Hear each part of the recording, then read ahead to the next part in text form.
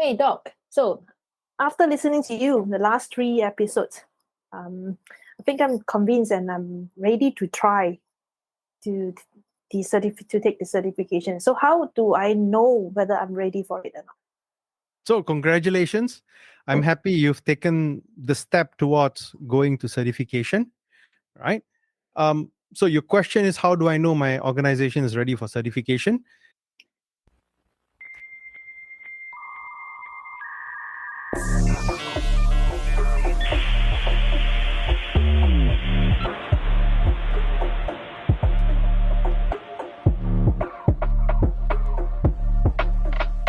Welcome. You are listening to SecurityLAH Podcast, Season 3.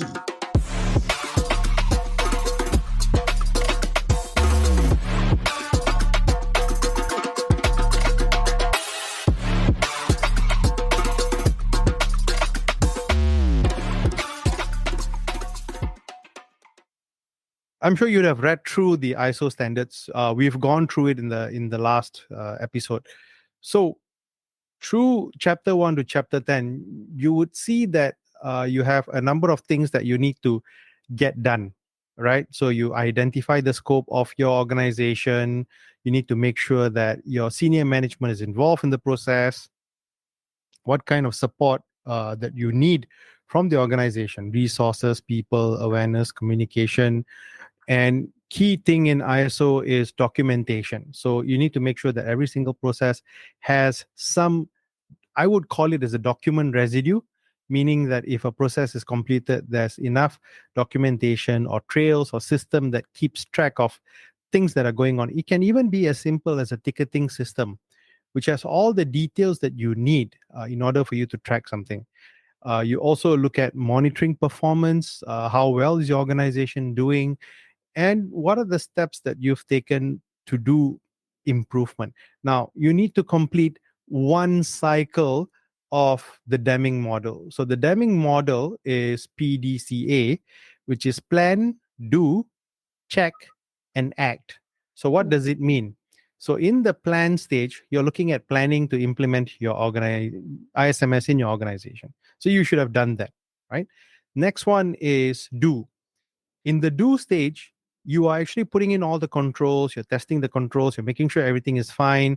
When someone leaves the organization, you check to make sure they hand back their badges, their laptops, and if their laptop has no further significance, you clean wipe it and you redeploy it. So you have all the necessary processes in place and it's working like clockwork. So you don't have to worry about whether it's running or not. Then the next stage, which is check.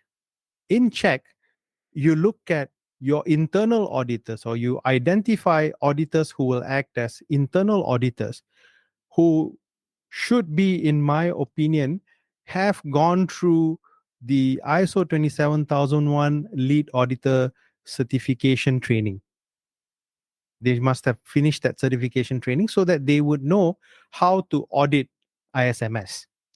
They should now come in, look at the whole organization processes that's covered under ISMS, audit all these processes. Maybe they may not look at the whole entire organization. They might look at, say, 70 to 90% of all the processes that they find, okay, these are the critical processes. I want to make sure they're audited. You take samples, you check the samples. Let me give you an example. Physical security. I like physical security.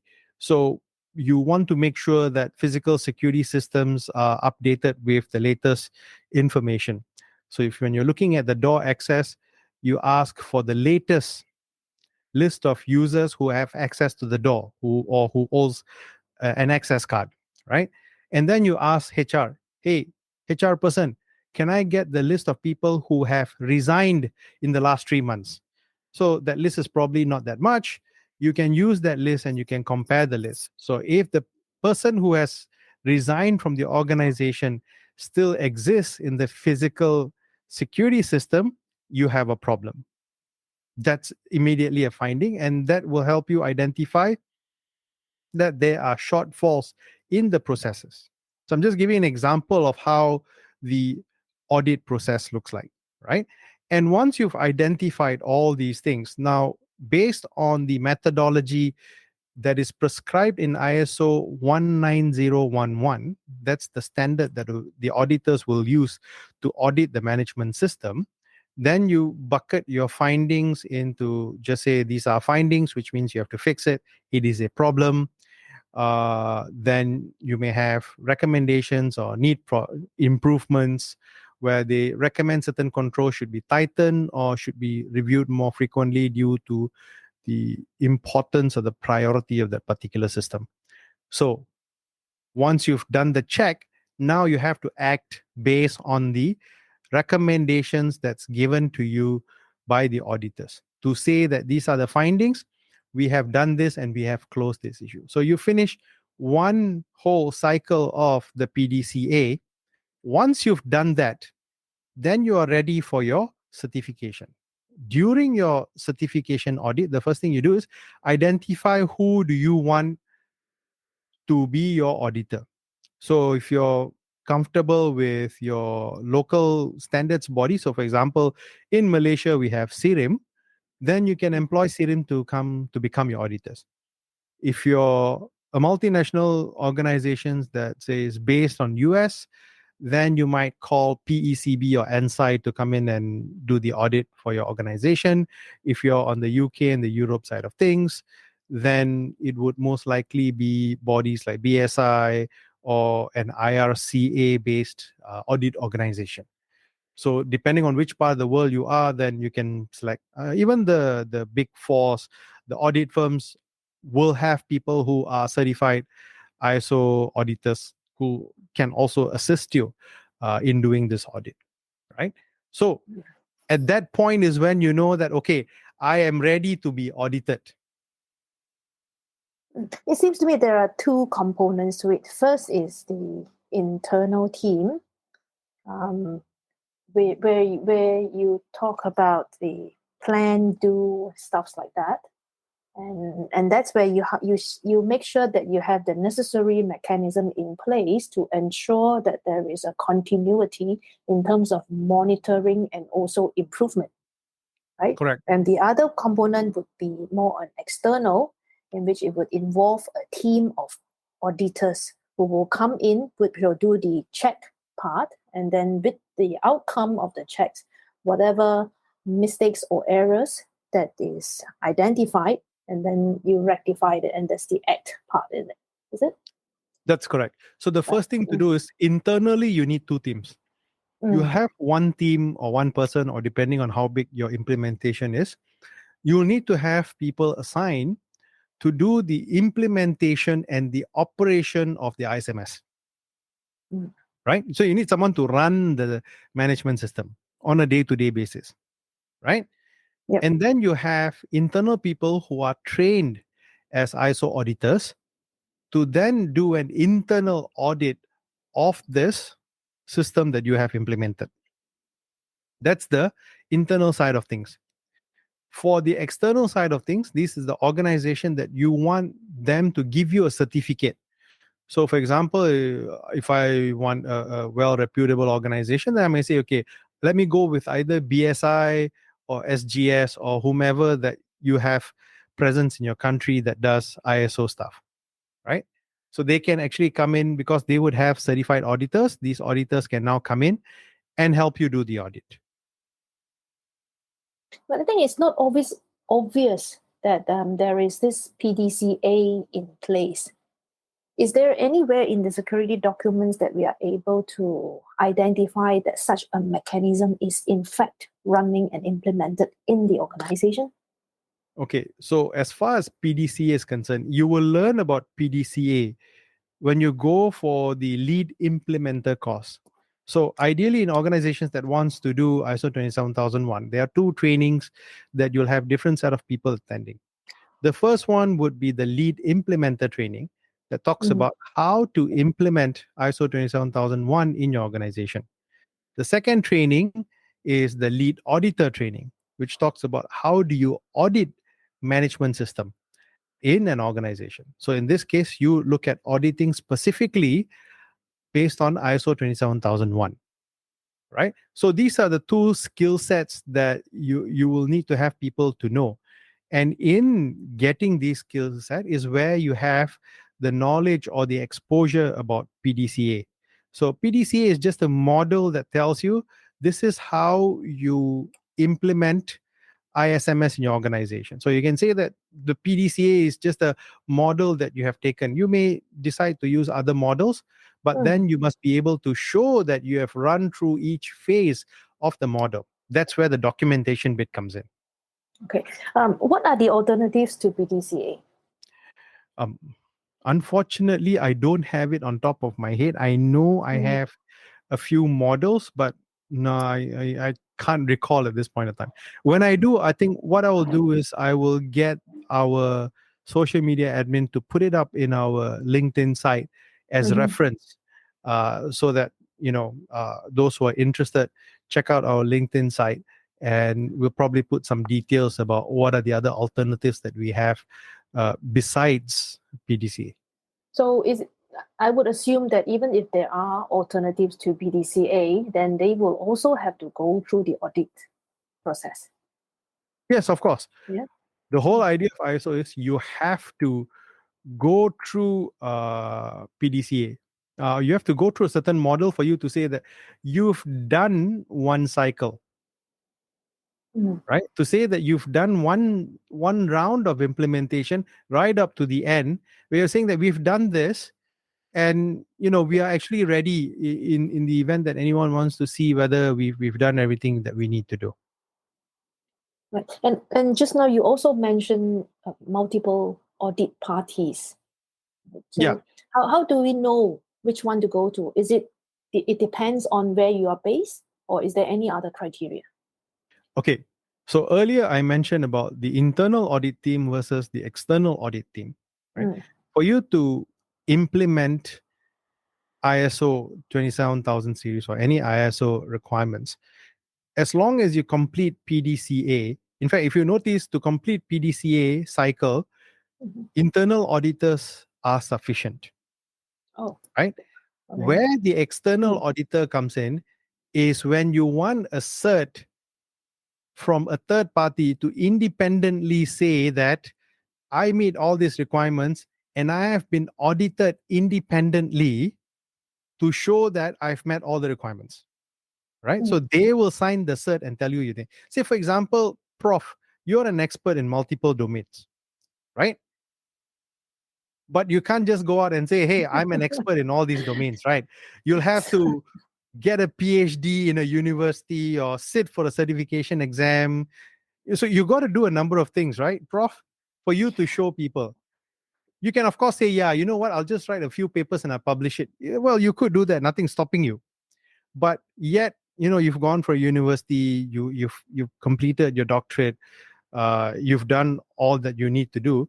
Now, the role of that university giving you that doctorate is that external auditor.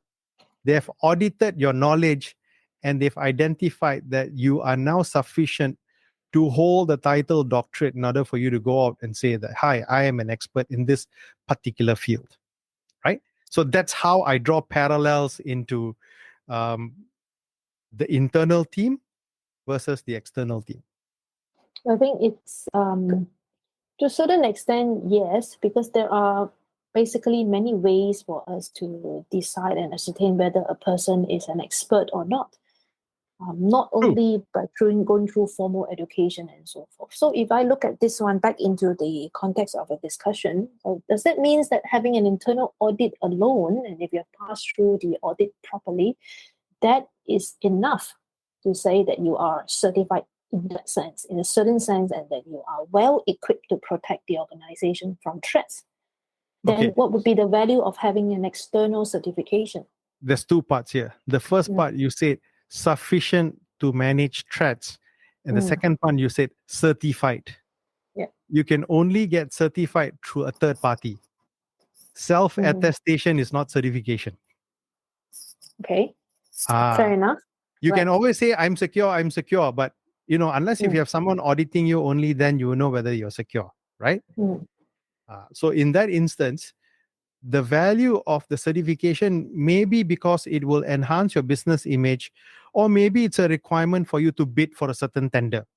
They may say that, okay, we will only accept bids from organizations that are ISO 27001 certified for this particular area. Is there an in between? Like you don't go for an actual certification board by a certification body, but you hired some external second party audits. You could do that as part of your internal auditor. So, for example, in the checked part, you can either use your internal auditors or you can even hire external auditors to play the role of that internal audit. You can do that. And you can then say that to have complete transparency of the whole process, the report is then floated up to the management committee that you have, your ISMS committee, and it's also floated up to your board of directors. You could do that because end of the day, if your focus is, I want to adopt the standard, but I want it to be internal rather than something that I shout out, that's entirely up to you. So Right? ultimately, the difference is that you have proven in terms of operations that you are well secured, okay, and you have Okay, proper mechanism in place. I have to correct you there. Mm. I can't use the word well secured. I Okay, would rather okay, use the I word agree. that you have the processes in place to handle cybersecurity. Because the Mm. problem when we say you're well secured, it gives the impression that hackers can't get through. Reality of the Or situation on the is other that, hand, we have yeah, done everything that we can, but still exactly, we do not know whether we are really exactly. good enough or not. Exactly. So that's why I say I go back to that Pareto model where I say that you've done 80% of the things that organizations should by default do to take care of their cybersecurity.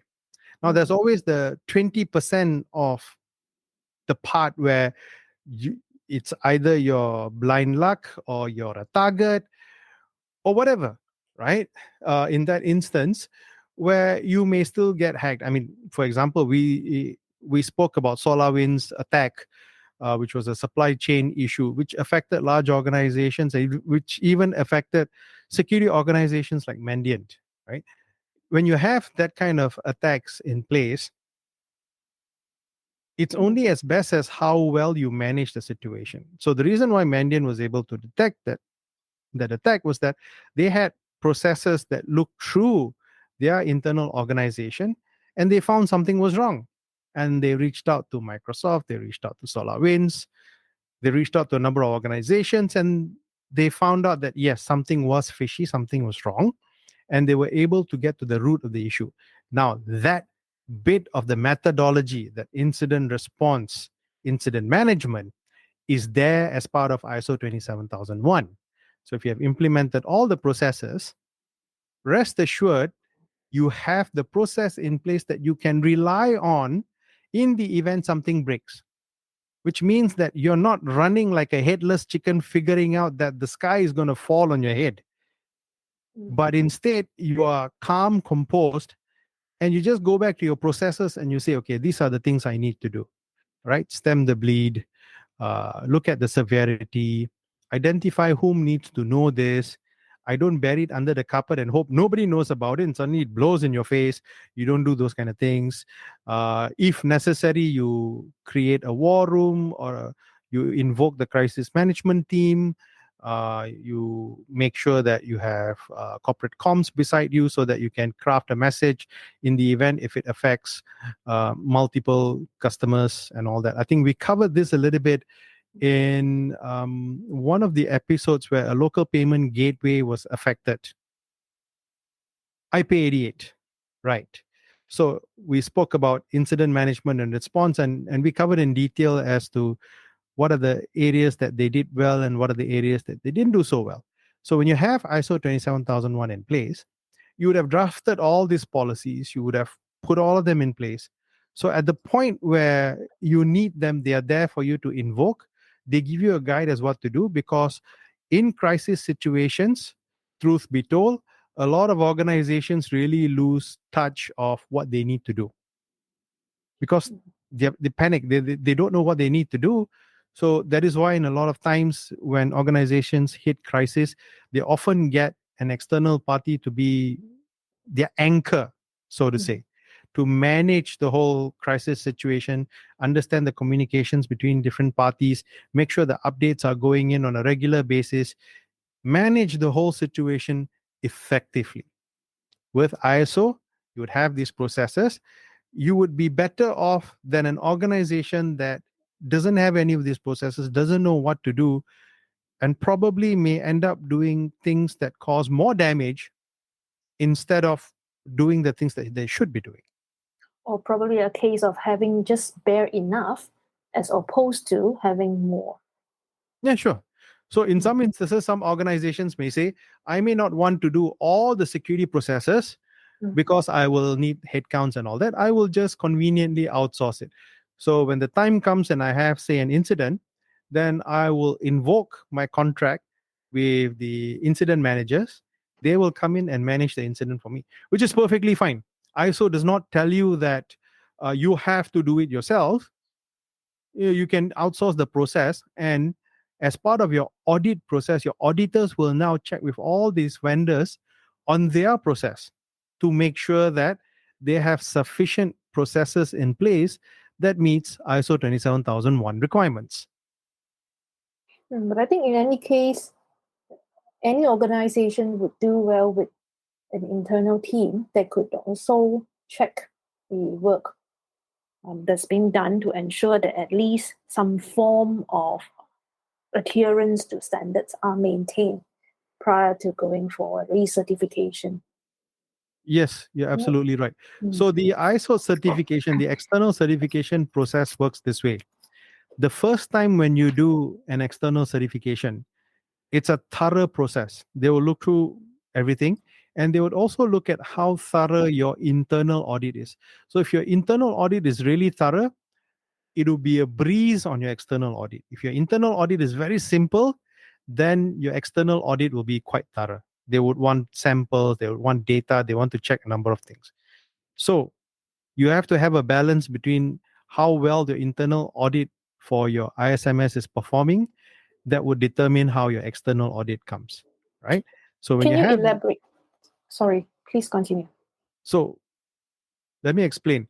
If your internal audit does a really good job checking 95% of the processes, now it is redundant for the external auditors to check the same process, because what they would do is they would also read through the audit report. As an external auditor, I read through the audit report to see how comprehensive the audit is done. So, for example, back to the example I gave earlier about physical security, door access. If I see that, yes, there's an audit being done for door access, but they only looked at the last 1 week, I might say, well, that's not sufficient. I want them to give me 3 months of data, right? So then, as an external auditor, I can come in and say, can you give me 3 months of data? Even despite what the internal auditors have done. Because then, end of the day, if you're not gone back long enough, how would you know that all the necessary controls are in place, right? You can even go back as far as 1 year, because end of the day, your PDCA cycle takes about 1 year. So you can just say, okay, as an external auditor, I want 1 year of data. Let me have a look at it. I will just quickly compare. I just do a delta, then I'll know whether the data matches or not. These are things that you don't have to wait for the auditors for you to do. You can even check as people in operations. You can check. Say, okay, guys, I want to check the physical security access. Can you give me the system listing? Because end of the day, systems are usually managed by information security or a team that's handle ID provisioning, right? So in organizations that have that kind of setup, then it's very easy for you to even check yourself rather than waiting for the internal auditors. And you can even file in to say that, yeah, we've been doing this check on a monthly basis. This is the check result out of last 9 months. And that can also serve as evidence for external auditors. So if I'm seeing that, hey, okay, these guys have been doing their job thoroughly. Okay, very good. I don't have to check this section. Let me look at a different section. So that's what I meant by the thoroughness of how the process is implemented. And that would also mean how an organization balance between internal audit and external audit. Yes. What about documentation? Is there any general guidelines for good practices? Let's say if you were to set up a team, like what you just said, to audit one another, internally? And Okay. what are some of the good practices to documenting these things? The first thing is sufficiency. Does the document show sufficient information? Now, I'm using the term document loosely because not everything needs to be in a Word document.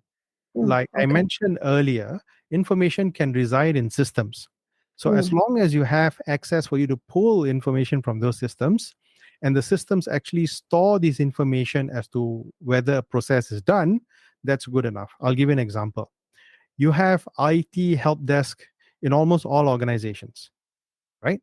So when a case is logged to say, hey, my keyboard is not working, touch wood, my keyboard is okay, but anyway, Okay. for an example, my keyboard touch wood is not working. So then a case is logged in the ticketing system, the service management system, right? Now you have all the trails to show that the engineer actually visit the user, check the keyboard, confirms whether the keyboard is actually working or not, maybe just a loose connector, gets all this tested, gives the recommendation, and then say, keyboard memang koyak, or keyboard is not working. We need to change the keyboard. And then you order the parts. When the parts come in, you go back to the user, you replace the keyboard, and the user is happy. You close the case. Now, in this instance, the ticketing system will have the flow and whatever that happened for that particular service request. So in that way, you can check from the system itself. I'll give you another example. You have policy documents. Now, policy documents usually come in the form of PDF or a Word document. Primarily a Word document because you want to modify it and it's crystallized into a PDF document so that you don't change it. It's final, right? Now, in this instance, what's important is, number one, document versioning, which is what version is the document running. Secondly, is the changes that's been made to the document, which is version control. So version 1.0 was the first official draft. 1.1 approved by board, published for everyone. 1.02, we are doing some minor review for the new year. 1.2 signed off and approved by board based on the changes that's given. So you have a log that shows that the document is reviewed and is changed. The reason why you need this is because in some of the controls, they want to make sure that you review this processes or this SOP or guideline or document on a periodic basis. So if you've not done that review, that means you've not met the requirements, which means that you failed the control. So having this version information and the change control would help to justify that the process of reviewing the document is in place. What's the usual timeline for a review? For example, for policy documents, it is recommended 1 year. So it's one cycle of your PDCA, and then by the time you do your next cycle, you've requested for a set of changes. Because what happens is sometimes in the check phase, there may be recommendations to change your policy. For example, your policy might say that, we recommend a minimum of 5-character passwords. Now, we all know in today's world, 5 characters is not good enough. You may have an audit finding that says, industry standards dictate that 5 characters is no longer good. We recommend a minimum of 10 and above, supplemented together with 2-factor authentication, for example, right? Then that's a finding. So what you can say that, okay, these are all the findings. We have the next policy review coming up in, say, 6 months' time. We recommend to put this into the next review. And you may say that, okay, audit findings, say, okay, fine, it should be published in the next review. We close it. It's been agreed, and it's been tabled in the management forum. Management forum agrees, yeah, it should go into the next review. Fine. So in the meantime, we will implement the process. So one of the interesting things I have discussion about processes, and maybe I could pick on your brains a little bit, Prof, on this. Which one comes first? The process document comes first, or the actual implementation of the process comes first? Enjoying the show so far? Subscribe now so that you don't miss out on the latest episode. We are available on Spotify, Apple Podcasts, Google Podcasts, and many other platforms. Visit podcast.securitylah.asia to get the links to subscribe. I would think the documentation should come first, because there must be some form of guidelines that goes in. And once you implemented the process, the outcome of the process, depending on the requirement, then it will add on to the documentation. Good point. Here's the problem. Your policy is now approved. You need to implement two-factor organization as part of your policy. 3 months down the road, internal audit comes and does their annual audit. Looks at the latest policy document and sees thou shall implement two-factor. Goes and audits 5 critical systems, realizes you don't have two-factor implemented. Now, based on what you just said, you get the policy document approved first and then implement it. You see where the problem happens? You now have a finding that says your policy says you must have two-factor, but your actual implementation isn't there. If you have a policy that is approved, then it should be implemented. And how could you go for an audit when there is a difference between what's written and what is in practice? Because what happened is what is written is based on what is approved. So Yeah, in the example, should mirror what is approved. True, but that's the And then problem. reflected in the written documentation. So that's what my question is. Which one comes first? Policy document comes first or implementation comes first? Your answer was... How can you implement first, then only you design and document them? Why not? Because when you do that, what happens is the control is in place. Your policy merely states what's in the operations, right? Like what you said earlier. Shouldn't the draft, the policy should come up first, and then based on the policy, you design the procedures, and then you implement the procedures? Well, that's an interesting point of debate, right? But you see, that's the problem you will get into an organization. Your policy is approved, audit comes and checks and says you have not implementation. So just a quick answer to that. One way is to say that for each policy statement that is recently approved, it should be backed by an implementation timeline. Yeah. So that of way, course. But in reality, if you look at it, the policy gets approved without an implementation plan. I've been to multiple board of director meetings. I've seen a lot of time policy approvals, policy proposals without an implementation timeline. So what happens is policy is approved. It is assumed that you have the budget. It is assumed that you have the resources. It is assumed that it is in place and it's running. How can an organization approve based on assumptions? Because they approve based on documentation, not based on implementation. Then the documentations are not up to mark. Oh, policy document doesn't talk about implementation. Yeah, but policy if you want to policies. implement a policy, isn't it right that we also consider how realistic and practical the policies are? Give you an example. Just say you're moving from 5-character password to 10-character password. Just that one example, right? Now, if you were to sit down and do a full thorough study, it may take you 2 to 3 years before you can identify which system can be upgraded to 10-character passwords, which system can only go up to 8, which system cannot meet the complexity rule, blah, blah, blah, blah, blah, and all that. Well, at the board level, that's too late. Well, pardon me, but if that is the case, then I'll say the whatever decisions have been made, they were made without thoroughly understanding the problem, what it is, and whether it is a feasible solution which is practical enough to be implemented. Welcome to the corporate world. Well, you You'll can be always surprised. aim for the sky and the moon, but at the same time, can you You'll be get there? surprised. Just a pair That's of, actually what's wings. happening. This is what's happening. This is actually part of my own battle with the boardroom, because with the boardroom and specifically with the audit team, because when I deal with audit teams, both internal and external, the only thing they say, hey, your policy says this. How come you never do? That's all.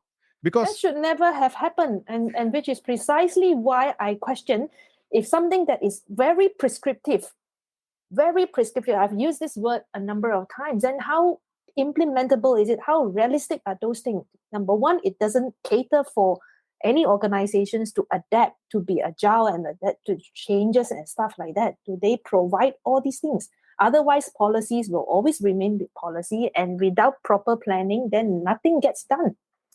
See, prescriptive is subjective because, for example, when you look at the ISO document controls, for example, one control is your policy document must be reviewed periodically. Now, to some people, they say, hey, that's very prescriptive. But to me, I still see some leeways because it says periodically.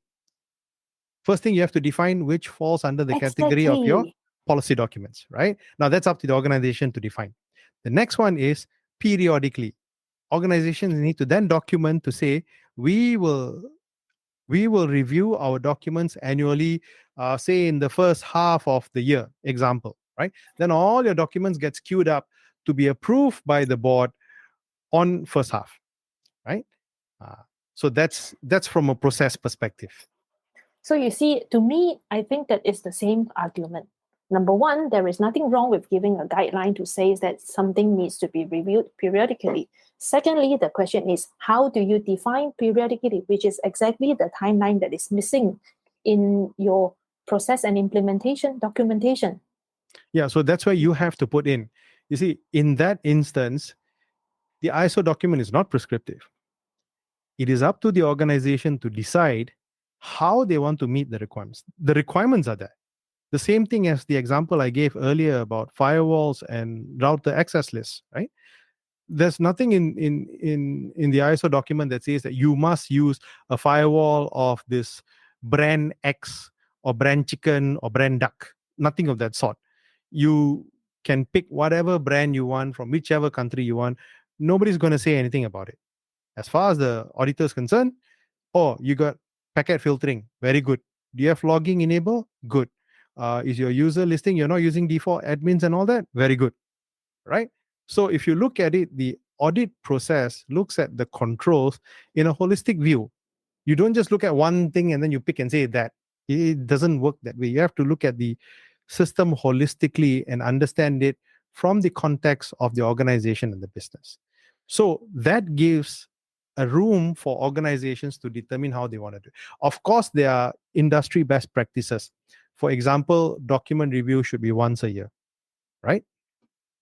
That's an industry practice. So most industries, they will publish their benchmarks to say we've done it on an annual basis, or in some organizations where they find that the situation changes so rapidly, you can't have an outdated policy document, then they might reduce it, say, to 6 months or 8 months or even 10 months, depending on what the organization feels comfortable about. Again, it goes back to the organization. ISO doesn't make all the decisions for them. ISO just tells you, these are the controls. You decide how you want to do it. If you think this is good enough, fine. But if it doesn't meet the industry benchmark, the auditors can still recommend and say, this is what it is. Now, in some event, you may then tell the auditor, said, for our industry, we find this is sufficient. These are the supporting documents, and we feel this is good enough for organizations. The management support this, and fine. Finding gets clear. Because then it'll be under one of those categories called risk acceptance. So I'm not going to change my policy once a year. I'm going to change my policies 5 years once. And my management has accepted the risk, and we say we don't see any critical risk. This is fine. We can make do with whatever policies we have for the next 5 years. Example. So that means we can say the ISO 27001 is a framework that tells you what you need to have, but not how you should do it. Yes, exactly. So it gives you a set of controls that you can start looking at to say, okay, these are all the controls I need to do. Like what I said earlier, right? You're going to an organization.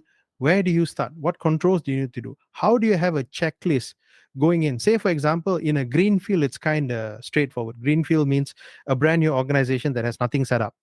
You take this as a checklist and you start implementing one by one, you pretty much have everything up and running. What about a brownfield? A brownfield is where an organization that has established itself over time, probably have people doing cybersecurity work, and you've now been appointed as a CISO to go into this organization. Where do you start? What do you do? Right? How do you approach things? You can use the same Deming models for you to say that, okay, let me look at this whole organization. what are the things that are there, what are the things that are not there. I can start off with the gap analysis, identify what are the gaps. I use ISO 27001 as my reference. I identify the gaps. I go back to the board after 2 weeks being in an organization. I said, I've done a quick gap analysis.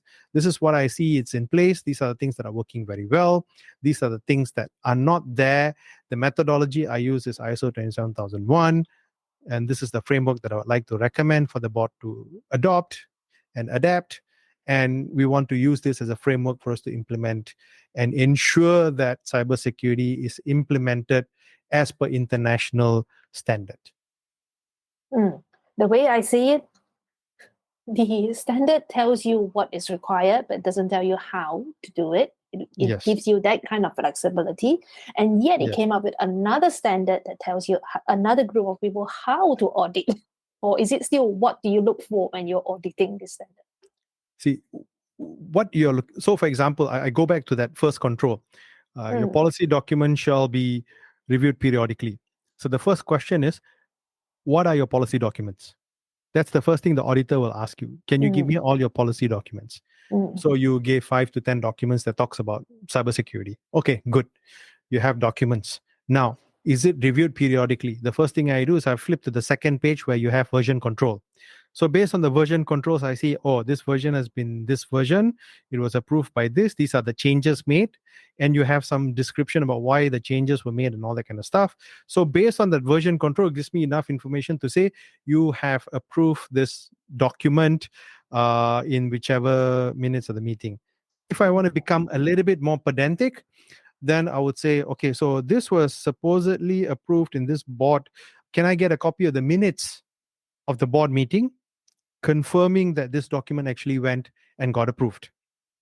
So I go to the company secretary and I ask them, okay, can I get this minutes of this meeting, this meeting, this meeting? Obviously, the company secretary is going to ask, why are you asking me this? Or we need this as part of the ISO 27001 audit. You get a copy of the minute. Or sometimes they may say, we don't want to give you the whole minutes. Tell me which section you want. We will extract it and we will certify the extract. So I say, okay, I want to know if there's any policy that was approved during this board meeting, and give us a list of the documents that were approved.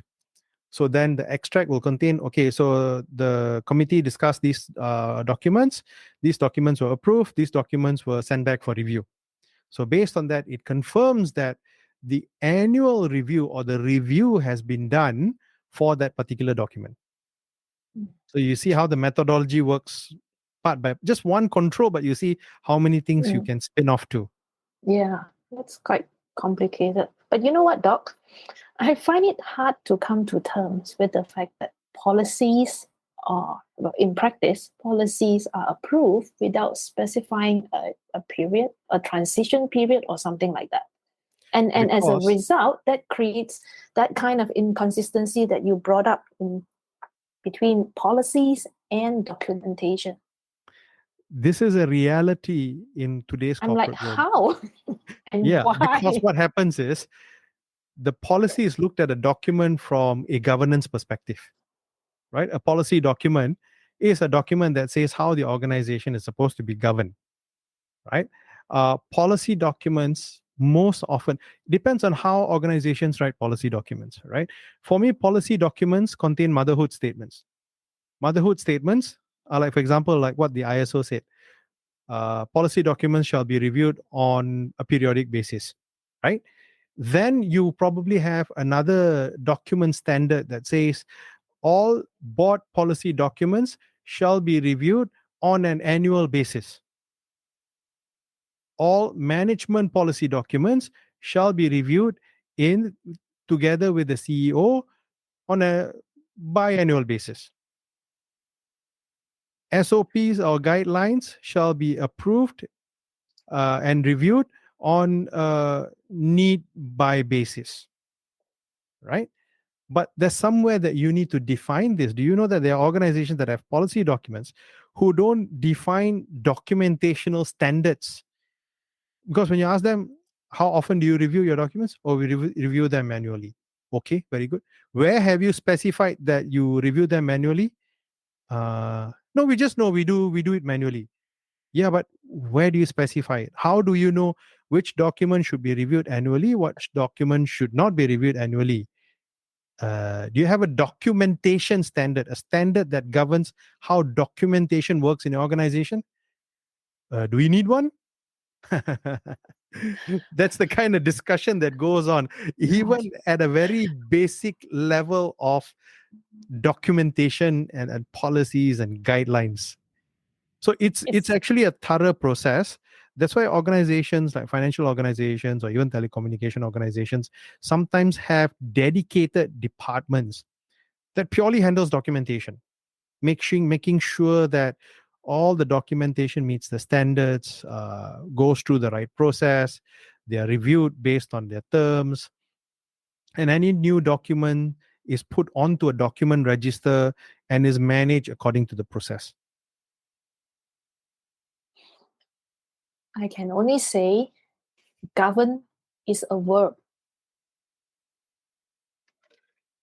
Yes, it is. I Yes. don't deny that. So I don't deny there that. must be some form of action, not But- just you but just that's you what I don't said. just define something. It They cannot is. be separated. They cannot be separated, so that governance is to act in the interest of the organization. You'll be know? surprised when you go into even some large Okay. organizations, when you ask very fundamental questions, they're like, the first reaction is, you should know this. Okay, good, I should know this. If I'm a new staff and I'm just coming to the organization, where do I find information about this? You learn about it lah. I'm like, huh? What? Dog, when you are thirsty, you drink. And only that will quench the thirst. You don't draw a cup of water.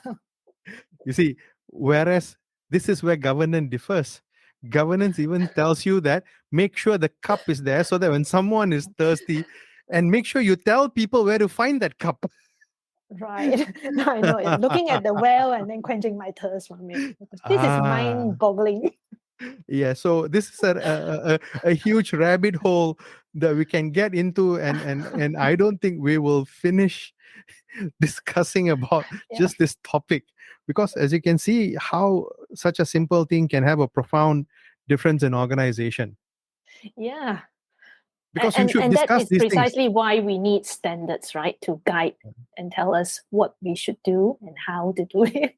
And you should even have a standard to define how standards are. Yeah. It's a meta standard, is it? Yeah. And then just make sure we don't end up with a lot of standards and then no action.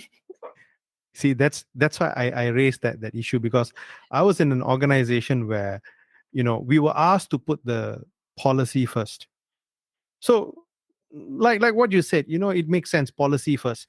But then what happens is we kept getting caught on audit, because audit says, look, your policy says this, you're not doing this, and there became a finding. So Yes, after a it's few true. rounds, And it's non-compliance. yeah, so after a few rounds, we realized that this is not going to work. So we say, we're not going to do this practice. If a policy statement is going to go up, it's going to go together with a separate table that's going to give implementation timeline and the budget approved, what we need for us to meet this compliance.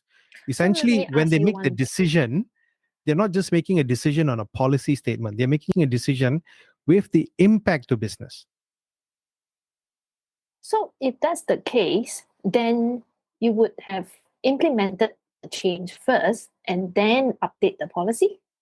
You could do that as well. Nothing's stopping you from saying that, okay, let me implement two-factor for all my VPN servers because Then you of update the MCO. documents. And then I say we'll update the policy to say that since we already have it in place, it's running, it's auditable, someone can validate it, the governance processes are there, I can then go and update my policy to say we have updated all VPN systems. So from today onwards, please make sure that all VPN accesses are granted with a two-factor token or a two-factor code, QR code. So that So way, the implementation is from today, the compliance is from today. But what about the policy? Is there The a time frame as well to the update it? the policy comes in at the point where it gets approved. So if the policy gets approved 2 months after implementation, well and good. By then, you've already gotten your masses into, say, your two-factor token, everybody's deployed. And when the policy comes in, the audit team comes to check if there's any accounts in the VPN server that only uses password and not two-factor. Now that becomes a breach, Okay. right? Okay. Does that make sense to you? Yeah. So I guess I'm a little on the flip side of things now. That's how I feel. So you actually implement it and then get the documentations in order. Yes, because to me Mm. that works. Or if not, because the other challenge is this. Not so. Here's another conundrum. I know we are stretching the episode a bit because we're in a very hot discussion. Now, here's the thing. You go in, same example, VPN, you want to implement two-factor, you get the policy approved, your annual budget comes in, your budget doesn't get approved. What happens to audit? But you have Ah. implemented it and then your budget don't get approved. No. So and What I'm that's why saying you is- should. No, what I'm saying is, I'll repeat the scenario. Mm. VPN and two-factor. You've not implemented two-factor yet. Okay. You've written the policy. You have sent the policy up to the board. Board says this is good practice. We should have two-factor. Very good. Mm. Okay. Now year end comes. Your policy is approved. You write an approval. You write a request to get budget for you to implement two-factor tokens. Business didn't do so well because of MCO. They said no budget for two-factor. Guess who comes in next? Audit.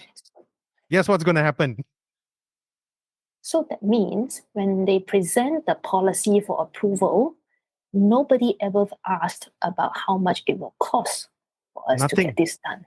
Because the policy discussion is purely a philosophical discussion about what should be in, not how it should be in. That's interesting. See, the thing is That this. means you approve something without considering whether it's viable, whether it's feasible, and whether it is practical for the longevity and sustainability of the very entity that's going to implement it. So here's the thing. Let me look at FSI, for example. Before risk management in IT in Malaysia was approved, there was no requirement to have IT savvy board members part of board. If you go to a lot of boardrooms in a lot of organizations, you barely find people with IT experience in the boardroom. Chances are 99, if not 100% of the people sitting in board are all finance people, number crunchers. So when you come up with these kind of policies, it's usually just brushed through. Okay, IT. Oh, you're doing two-factor. Okay, very good. Sign, go, finish. All right. First thing they ask, what's the change? Oh, we're going to implement two-factor, boss. Okay, very good. I heard two-factor, very secure, very safe, very good. Sign off. Okay, go. Thank you. Finish. Less than 5 minutes or 10 minutes is discussion on IT, technology, cyber risk, and all that, and you're done. Good to go. All right. Obviously, the managers are very happy. Oh, okay, I got my stuff signed off. Very happy. I mean, my KPI of the year. Wait till audit comes in, then you get screwed. Right. So I'm just discussing some of my own experiences in managing security in an organization because these are realities. So when you're implementing ISO and all these things, don't forget to keep this consideration because it may or it will come and bite you behind sometime in the future. Yeah, but you also highlighted the gap very clearly. The problem was Exactly. obviously that there isn't somebody present there who had the right kind of knowledge to make the decision. Because as board Put members, one in the board. yeah. You see, to me, for example, if I'm in board right now, you come up to me with a policy document. The first thing I'll ask you is, has this been implemented? Yes or no? Yes. Okay, then I'll sign off. No? Okay, the next question I ask is, do you have people to implement this? Yes or no? Next question, have you secured the budget to implement this? Yes or no? If you need budget, how much do you need? And the next thing I will look at the CEO is that, do we have budget to do this? Obviously, the CEO is going to scratch his head because he say, why didn't you guys discuss with me earlier? Right? So you get people like me in board. About putting the right kind of people in the board. It's about putting the right people in the board so that there is a holistic discussion where every single aspect is properly covered. Yes, but to be fair to board members, you only meet every quarter. You have so many things to discuss, so many areas to look at, which is why one of the things that I like about what Bank Negara did and also what MAS did is that they've insisted on having a separate board specifically looking at IT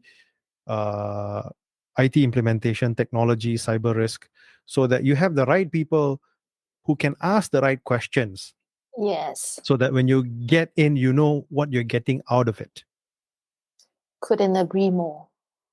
So that's a good progress. And I personally feel that a lot of organizations should look at either having this or having separate meetings specifically to cover the technological aspect of the organization. And that's very important. Because when you go into these things like ISO 27001 and all that, having that board visibility actually helps to show how serious you are as an organization, to say that, yeah, we've done an ISO 27001. This is the result of the audit. We did fairly well in these areas. We still have a few areas that we're looking at. And then, is there any shortcomings? You can have the right kind of discussion that would set you in the right tone and send you to the right place. That's the part that we're actually alluding to. I fully agree with you. Wow, looks like we've covered quite a lot of things today. Yeah, in a very heated discussion about just policy documents, huh? We should probably look into this one a bit more. Actually, But we should. it was a Maybe we shock, should. Yeah, Maybe we should just talk one episode just about policies, SOPs, guidelines, and really dig deep into that. Because, I mean, it's something that all organizations have, but Correct. very few organizations actually get it right. And, and it's an area that, it can either make you or it can break you if it's not done properly. Fully agree. All right. So but both sides of the coin, they're equally important. Definitely. So thanks for the wonderful discussion. I'll catch up with you soon in the next episode. Take care. Bye-bye. You too. Bye-bye. Thanks for joining us this week on SecurityLAH. Make sure to visit our website at securitylah.asia, where you can subscribe to the show in iTunes, Spotify, or via RSS so you'll never miss a show.